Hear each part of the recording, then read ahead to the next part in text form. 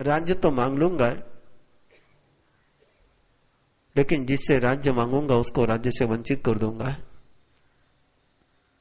क्या कामना होती है, कैसी वासना होती है, कैसी याचना होती है कि दाता को भी भिखारी बनने की भावना होती है। मैंने राज्य मांग भी लिया तो सुरक्षा कहां से करूंगा। और एक पल के लिए चिंतन का दूसरा दौर शुरू हो गया। 2 मासे के लिए चला था और पूरा राज्य मेरी कामना को शांत नहीं कर पाया। दुख पूरे ये में आया। ये लासना, ये कामना, इसको कोई पूरा नहीं कर सकता है। और उसी पल उसके अंदर का मोहनीय कर्म निर्मल होने लग गया है। जति स्मरण ज्ञान हो गया है। और ज्ञात हुआ कि अरे इस जन्म का मां का सपना पिछले जन्म का संयम का सपना है। अष्ट प्रवचन माता के वो सपने इस जन्म में पूरा कर लूं, नहीं पिछले जन्म में पूरा नहीं हुआ, इस जन्म में पूरा कर लूं। और चला वो राज दरबार में आया। राजा ने कहा क्या चाहिए? बोले राजन, अनचाहे बहुत कुछ मिल गया, अब चाहना ही समाप्त हो गई। चाहने में दान मिलता है, अनचाहे वरदान मिलते हैं। कामना भीख देती है और साधना वरदान देती है। अब मैं साधना के रास्ते पर हूं, कामना का रास्ता छोड़ चुका हूं। राजा ने बहुत कहा, लेकिन एक बार जो साधना के मार्ग पर चलता है वो वैसा ही कामना से भागता है जैसे सांप अपनी छुड़ी हुई केचुले से भाग जाता है। सांप की कांत जब सांप छोड़ता है तो उसके तरफ मुड़ करके नहीं देखता है। साधना के मार्ग पर हो कि कामना के मार्ग पर हो, इसको पहचानने की केवल इतनी सी कसौटी है। कामना के तरफ सपना भी जाता होगा तो साधना का मार्ग आज तक मिला नहीं है। और साधना के मार्ग पर कदम धरने के बाद कामना नजर ही नहीं आए तो वरदान पक्के हैं। और कपिल 6 महीने तक छद्मस्त अवस्था में रहकर के सर्वज्ञ बनता है। बड़ा प्यारा सा पन्ना है बंधु अगला, जहां से अध्याय शुरू होता है वो पन्ना है प्यारा। और जैसे कपिल सर्वज्ञ होता है, पिछले जन्म के 500 साथी याद आते हैं, 500 साथी नजर आते हैं। अकेले पिछले जन्म में साधना नहीं कर रहा था, अपने 500 साथियों के साथ साधना कर रहा था। और 500 साथियों में एक करारनामा हुआ था, एक इकरार हुआ था, एक वचनबद्धता हुई थी। आओ हम भी आज एक वचनबद्धता हो कर ले परस्पर में। मैं हर साल करता हूं, हर साल करता हूं, इस साल भी करना चाहता हूं कि कपिल और वो 500 साथियों ने पिछले जन्म में एक प्रण किया था, एक प्रतिज्ञा की थी कि भविष्य में जब किसी को भगवत्ता का लाभ होगा, जो कोई सर्वज्ञ होगा, जो कोई सर्वदर्शी होगा, वो बाकी 500 को भी आकर के धर्म का वरदान देगा। और सर्वज्ञ होने के बाद जब कपिल ने जाना अपने पिछले जन्म के उस वचन को, श्रावस्ती से लेकर राजगृह के नगरी के उस रास्ते पर भयावह जंगल था और जंगल में इक्कड़दास सरदार के साथ वो 500 चोर बन करके जी रहे थे। पिछले जन्म के साधु, पिछले जन्म के दोस्त, पिछले जन्म के सहयोगी इस जन्म में चोर बन करके जी रहे थे। और कपिल को वचन याद आया, कपिल के जानकारी में आया कि अपना वचन है पिछले जन्म का कि जिसको भी भगवत्ता का लाभ होगा वो बाकी सबको भगवत्ता का लाभ देगा। आओ पता नहीं, आज मैं पट्टे पर बैठा हूं, भविष्य में आप हो सकते हैं किसी सर्वज्ञ बन जाओ, हो सकता हम में से कोई सर्वज्ञ हो जाए। एक संकल्प कर ले, एक संकल्प कर ले, एक प्रतिज्ञा कर ले अवभाव के साथ कि हम में से जब भी किसी को सर्वज्ञ होगा, सर्वदर्शी होगा, भगवत्ता का लाभ प्राप्त करेगा। तो इस धर्म सभा में जो बैठे हुए हैं उनको जरूर भगवत्ता का वरदान देने के लिए आएगा। ऐसा परस्पर में करारनामा कर ले, तीर्थंकर के साक्षी से, देव गुरु धर्म के साक्षी से। आओ हम संकल्पबद्ध हो जाए, भविष्य में जब भी हमें किसी को भी भगवत्ता का लाभ होगा, हम परस्पर में जुड़े हुए एक दूसरे को भगवत्ता का लाभ देने के लिए चले आएंगे। और कपिल चला, वो जंगल से गुजरने लगा और एकरदास का वो दूतवाहक जैसे उसको लगा कि कोई आ रहा है, पकड़ करके एकरदास के पास लेकर गए। एकरदास ने देखा ये तो श्रमण है, इसके पास क्या होगा। और कपिल को उसने कहा कि कुछ गीत सुनाओ, कुछ गीत सुनाओ। और कपिल गीत गाने लगा। और जैसे जैसे कपिल गीत गाने लगा, वो चोर भी साथ में गाने लगे। क्या मस्ती का गीत है, क्या भक्ति का गीत है, क्या शक्ति का गीत है कि गीत कपिल गा रहा है और साथ में चोर गीत गाते गाते कोई पहली गाथा में सर्वज्ञ हो गया, कोई दूसरी गाथा में हो गया। और गाथा गाते गाते 20 गाथा पूरी होते होते 500 के 500 सर्वज्ञ हो गए।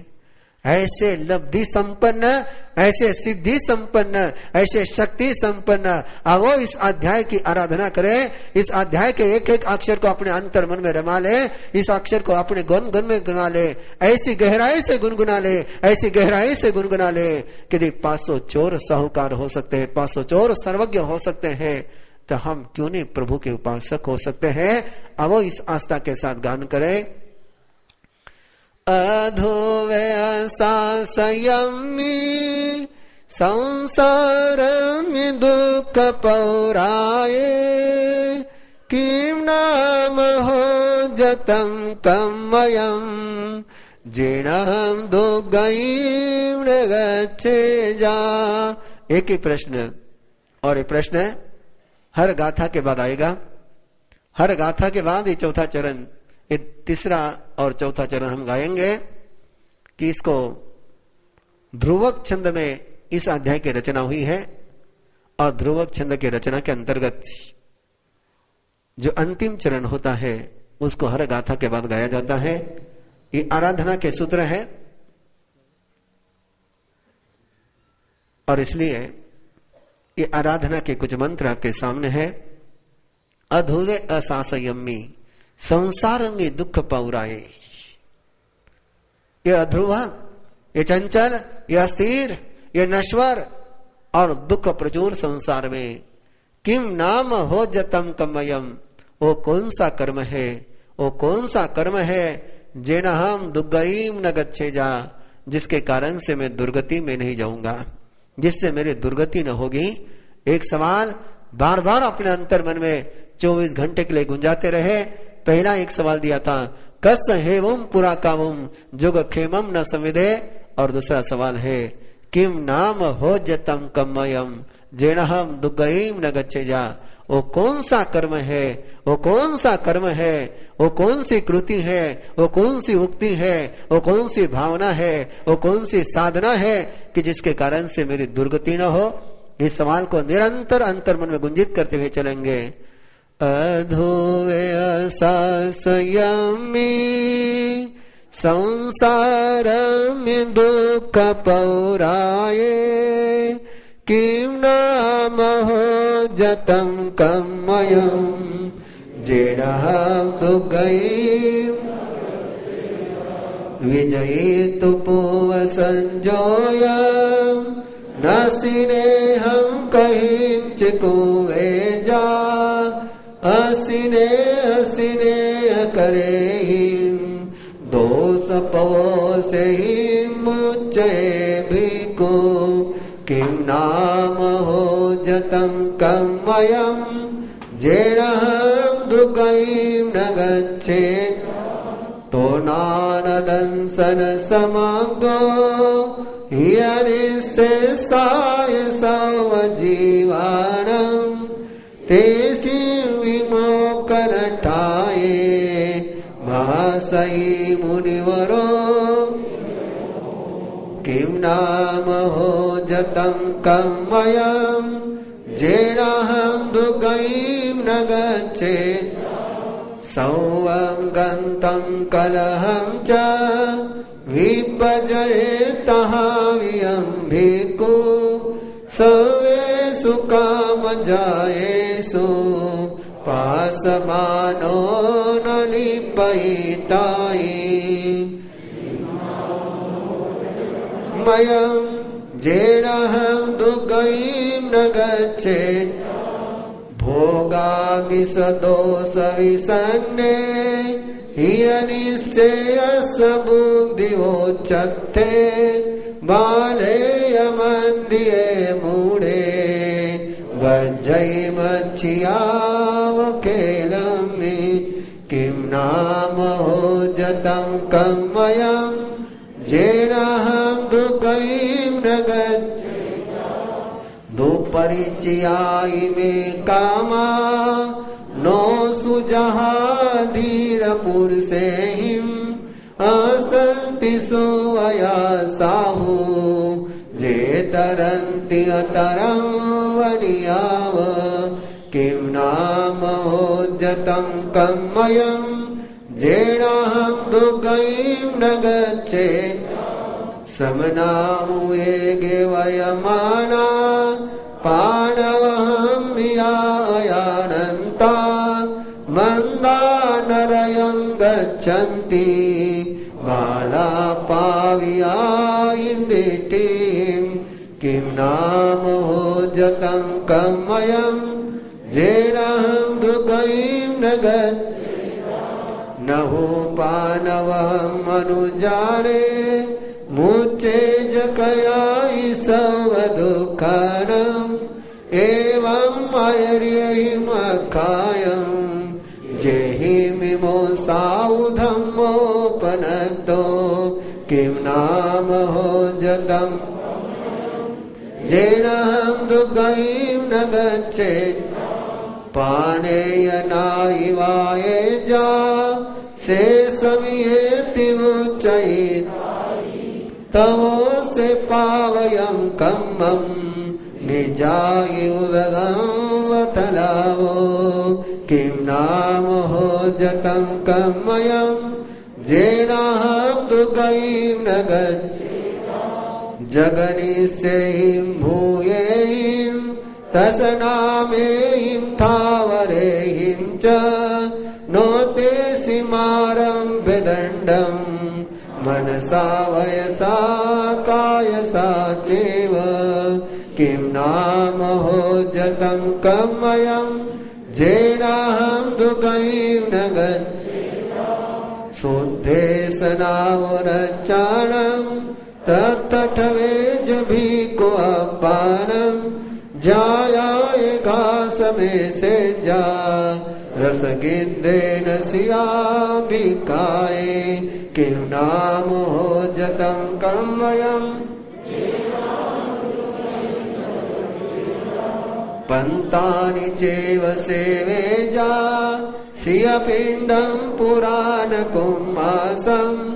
अद्भुतसम्पुलागं वा जवनट्ठाये निसेवये मन्तुं जलकणं च सुविनं च अङ्गवित् किं नाम भोजतं कमयं जेनाहं दुर्गैं न गच्छेत् जलकणं च सुविनं च अङ्गविजं च जे पूजन्ति नहुते समना उच्चन्ति एवं आयर्यैमकायं किं नाम भोजतं कमयं जेनाहं दुर्गैं न गच्छेत् इह जीव्यम् अनियमिता पभट्टा समायुजो येहिं ते कामभोगरसगिद्धा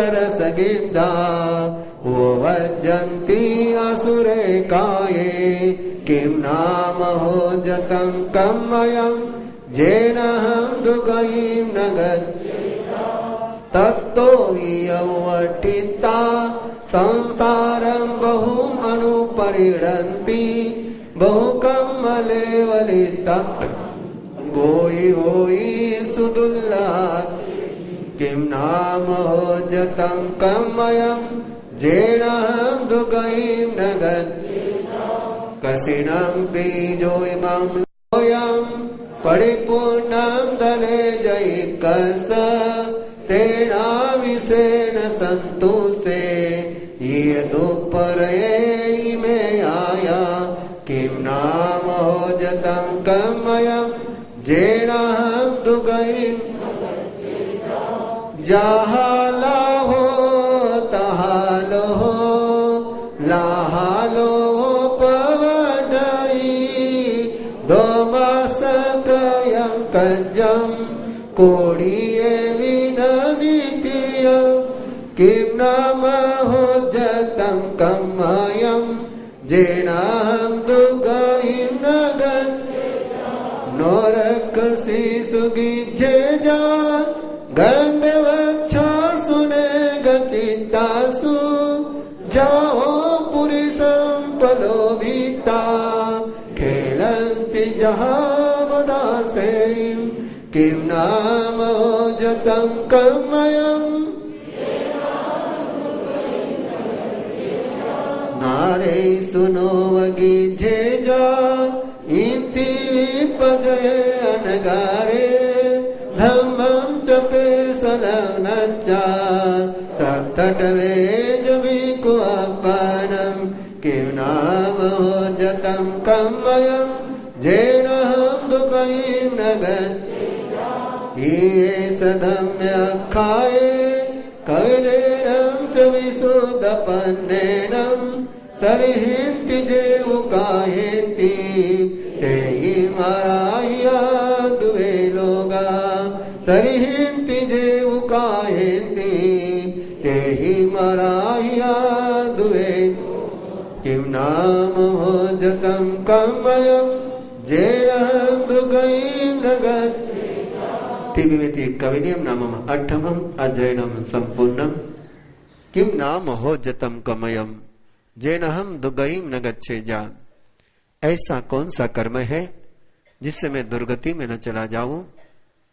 कैसे जाते दुर्गति में और कैसे बचते दुर्गति से, इसकी पूरी देशना पूरी आराधना संक्षेप में इस अध्याय में गई ही है। जो भोग के सुहाने रूप के प्रति आसक्त हो जाते हैं उनकी बुद्धि स्वयं के हित के विपरीत में चली जाती है। गाथा नंबर 5 का है, अर्थ बता रहा हूं केवल। जो भोग को प्रिय रूप में देखते हैं, जो भोग प्रिय होते हैं, उनकी बुद्धि स्वयं के हित के खिलाफ चली जाती है, स्वयं के कल्याण के खिलाफ चली जाती है। इन कामनाओं को छोड़ना अधीर पुरुषों के लिए सहज नहीं है। जो इनको छोड़ने का तरीका बताया गया है, जे तरंती अतरम वरियावो। नाविक सागर को तिर जाए, इसमें कोई विशेषता नहीं, लेकिन बनिया संसार को तिर जाए कि उसको नौका चलाने नहीं आती है, लेकिन वो नौका खरीद सकता है। ऐसा ही है जीवन। हम तीर्थ की स्थापना नहीं कर सकते हैं, हम सर्वज्ञ नहीं हो सकते हैं। इस समय हम सर्वज्ञ नहीं है, लेकिन श्रद्धा के मोल तीर्थंकर का जहाज जरूर खरीद सकते हैं। श्रद्धा के मोल धर्म संघ का जहाज जरूर खरीद सकते हैं, और इस सागर के इस जहाज में बैठ करके आराम से तीर सकते हैं। कपिल बता रहा है कि कुछ लोग स्वयं को श्रमण समझते हुए, स्वयं को साधु बताते हुए भी हिंसा की अनुमोदना करते हैं। ऐसे व्यक्ति, हिंसा की अनुमोदना करने वाला व्यक्ति कभी भी दुखों से मुक्त नहीं हो सकता है। और जो हिंसा की अनुमोदना नहीं करता, जो हत्या की अनुमोदना नहीं करता, जो पाप की अनुमोदना नहीं करता, ध्यान में रखना सूत्र को कि जब तक संसार में है हिंसा होगी। खाने के लिए, पीने के लिए, बोलने के लिए, चलने के लिए, सोने के लिए, घर के लिए, मकान के लिए, हर बात के लिए हिंसा होगी। हिंसा की अनुमोदना नहीं हो, हिंसा का अभिनंदन न हो, इससे जरूर बच सकते हो। संकल्प जा हिंसा से जरूर बच सकते हो, मन में दुष्ट विचारों से जरूर बच सकते हो। और बड़ा बहुत मंगलकारी सूत्र है, बहुत मंगलकारी सूत्र है। जिसके अंतर मन से पाप की अनुमोदना चली गई, जिसके अंतर मन से दुराचार की अनुमोदना चली गई, जिसके अंतर मन से दुष्टता की अनुमोदना चली गई, जो दुष्टता की अनुमोदना नहीं करता है, जो दुष्ट की अनुमोदना नहीं करता है, उससे पाप कर्म वैसे ही चले जाते हैं जैसे पहाड़ी पर से पानी निकल जाता है। पापी के संगत से बचो। श्रमण जीवन की कुछ गहराई की बातें बताते हुए कहा गया, कैसा ये जीवन उलझ जाता है कई बार कि मक्खी श्लेष्म पर बैठती है। कभी आपने देखा हो कि बलगम पर मक्खी बैठती है, बैठने के पहले वो चिकनाई लगती है, लेकिन ये बैठने के बाद मक्खी वहां से जितना उड़ने की कोशिश करेगी उतने ही उसके सारी वो श्लेष्म में, बलगम में लपटती ही चले जाएगी। ये सोचना ही मत बंधुओं कि पाप की अनुमोदना का स्पर्श करेंगे और उससे बच करके निकल जाएंगे, ये संभव नहीं है। श्रमण जीवन की कुछ तीखी बातें आगे भी आएगी, यहां थोड़ी सी आई है। जे लखनम च सुविनम च अंग विजम च पूजंती नहु ते समना उच्चंती एवं अयरीहम अखायम। परमात्मा का श्रमण एकांत कल्याण, एकांत निर्वाण, एकांत सर्वतो भद्र साधना के लिए समर्पित होता है। वो अहिंसा का ही प्रतिपादन करेगा, वो संयम का ही मार्ग बताएगा, वो तप की ही ज्योति जलाएगा, वो आरंभ समारंभ के अनुष्ठानों के माध्यम से कभी समाधान का सूत्र प्रस्तुत नहीं करेगा।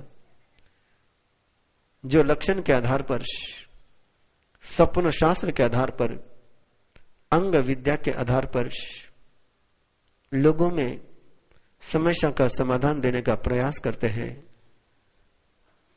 कपिल के रहे, सुधर्मा स्वामी के रहे, परमात्मा फरमा रहे हैं कि वे ज्योतिषी हो सकते हैं, वे मांत्रिक हो सकते हैं, वे तांत्रिक हो सकते हैं, लेकिन वे परमात्मा के श्रमण नहीं हो सकते। और ये आपके सामने सवाल है मेरी ओर से, आपको श्रमण चाहिए या ज्योतिषी चाहिए?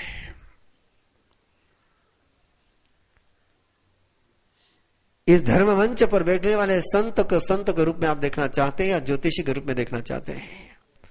मांत्रिक के रूप में देखना चाहते हैं, तांत्रिक के रूप में देखना चाहते हैं, या श्रमण के रूप में देखना चाहते हैं? और यदि आपको ज्योतिषी चाहिए तो पेपर में बहुत याद आती है ज्योतिषियों की, वहां चले जाइए। आपको मांत्रिक चाहिए तो वहां चले जाइए जहां पेपर में बहुत याद आती है। परमात्मा के श्रमण को श्रमण रहने दीजिए। परमात्मा का श्रमण यदि श्रमण नहीं रहता होगा तो उसको श्रमण बनाने के लिए प्रयास करिए। कहूं ना कहूं, दर्द तो है ही है। इस जिनशासन के पट्टे पर बैठ करके, इस जिनशासन का बाना पहन करके यदि कोई काल सर्प योग के अनुष्ठान कराता हो, यदि कोई नाग बलि का विधान कराता हो, यदि अन्य किसी भी प्रकार का कोई आरंभ समारंभ और हिंसक भावों की अनुमोदना करता हो तो और कुछ भी हो सकता है, वो परमात्मा का श्रवण और श्रवणीय नहीं हो सकती। और यहां तो वंदन केवल श्रवण को है। ज्योतिषी को आप पैसे दे सकते हैं, मत्था नहीं देते। मांत्रिक को आप फीस दे सकते हो, श्रद्धा नहीं दे सकते हो। और जीवन में सर्वोपरि कोई मूल्य है तो श्रद्धा का मूल्य है। अब वो आपसे आग्रह है, आपसे अनुरोध है, इस जिन शासन को जो घुन लग रहे हैं, इन घुनों से स्वयं को भी बचाइए, औरों को भी बचाइए। कहीं साधु, कहीं साध्वी आपसे यदि ज्योतिष की चर्चा करने लग जाए तो उनको कहिए कि महाराज साहब, ज्योतिषी बाजार में बहुत है, हम तो आपके पास परमात्मा के देशना को लेने के लिए आए हैं, परमात्मा के कल्याणकारी धर्मों को सुनने के लिए आए हैं। वो हमें प्रदान करिए। अहिंसा, संयम और तप यदि कोई दे सकता है तो केवल महावीर का साधु ही दे सकता है। बाकी देने वाले तो दुनिया में बहुत है, बहुत है, बहुत है। आवश्यकता है तो केवल अहिंसा, संयम और तप के दाता की। आगे बात जब भी आएगी बात करेंगे ही। और कपिल अपने स्वयं के अनुभव को शब्द देते हुए कह रहा है कि लोभ, कामना ऐसी विशाल है, ऐसी विराट है, ऐसी असीम है कि सारे जग का वैभव भी किसी एक को मिल जाए तो भी कामना की तृप्ति नहीं हो सकती है। कि दुख पूरे में आया, ये कामना से कभी पूरी नहीं हो सकती है। ये आत्मा कभी कामना से तृप्त नहीं हो सकती है। आत्मा को यदि तृप्ति का अनुभव कोई हो सकता है